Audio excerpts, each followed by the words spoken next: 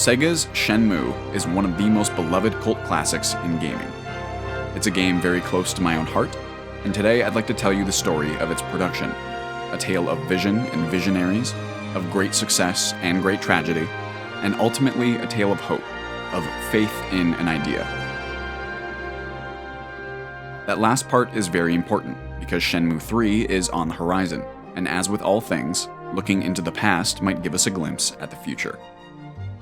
The story of Shenmue begins and ends with a man named Yu Suzuki. If Shigeru Miyamoto is the father of gaming, Yu Suzuki is at least the uncle. He was a very talented programmer who joined Sega in 1983, and within a year, he was promoted to project leader of arcade titles. This was a really big deal, because it was the golden age of arcade games, and in the arcade, Sega was king. Over the next 10 years, Suzuki and his team would produce some of the most successful arcade titles of all time, including Hang On, Space Harrier, Outrun, Afterburner, Virtua Fighter, and more. These games weren't just good, they pushed the envelope of what was possible in a game, both in gameplay and in graphics, and they were often cited by other industry leads as massive inspiration for their own titles. By the mid-90s, Yu Suzuki had established himself as Sega's golden ticket, so you can imagine Sega's excitement when he proposed a new game with a massive scale, unlike anything ever seen before. This title was Shenmue, an immersive, open-world RPG that combined everything he'd learned from his other games into one unforgettable experience. Or at least that was the goal. Shenmue's development began on the Sega Saturn, but quickly moved to the Dreamcast when Suzuki realized how demanding the game would be. Even with that extra power, Suzuki and his team faced a very difficult task. There was no precedent for a 3D open world of this scale, so the team was flying blind from the very beginning. Suzuki also felt that a believable setting required utmost attention to every detail, so in addition to programmers and designers, he also hired screenwriters, architects, voice actors, martial artists, meteorologists, and other professionals typically uninvolved in game development. When the dust settled, Suzuki had employed over 300 people, almost none of whom had any experience with such a large team. Both Suzuki and his lead programmer, Tak Hirai, said that Shenmue's biggest challenge was team management. I was responsible for a team of 87 programmers. I also made final judgments regarding the overall program behavior of the whole game. If I only spoke with each programmer for 10 minutes, it could still take more than 14.5 hours per day.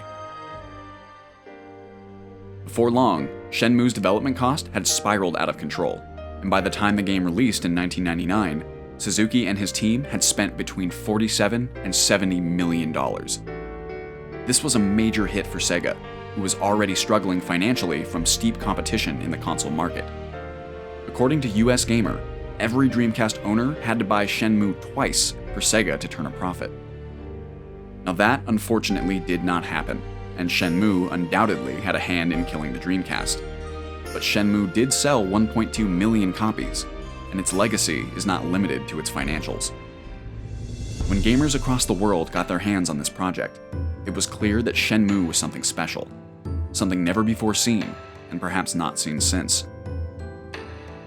It was a true auteur game, a vision brought to life through hard work, talent, and a genuine belief in what the game sought to be. Some of Shenmue's edges were rough. The English localization lacked polish. That day? No, I didn't see them. The quick-time events could feel antiquated and out of place, and the game's slow pace was certainly not for everyone. But it seemed like even the game's detractors felt compelled to acknowledge the passion, ambition, and achievement that Shenmue represented. Eurogamer described Shenmue as one of the most compelling and unusual gaming experiences ever created. I think this is an excellent description of Shenmue, and one that still applies today.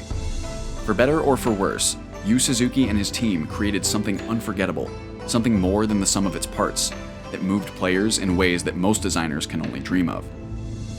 In typical fashion, Yu Suzuki's efforts trickled into the rest of the industry. Shenmue's innovations can be found all over, from the open-world games so popular today, to the auteur masterpieces of bygone eras, and even in the quirky indies that dare to strike a different claim on the gaming landscape. This is a good biscuit. Now that Shenmue 3 is in production, we find ourselves wondering what it will be, what it could be, when Shenmue was such a product of its era, and when it's doubtful that a game like Shenmue could or even should exist again. Yu Suzuki has said that while Shenmue 1 and 2 expanded outwardly, Shenmue 3 will expand inwardly, and explore in greater detail the relationships between the main character and his companions. Yu has also said that simple interactions between these characters can impact the story in meaningful ways. Of course, these are not new concepts. In the 15 years since Shenmue 2, we've seen plenty of RPGs that do the same things, or at least try with varying success.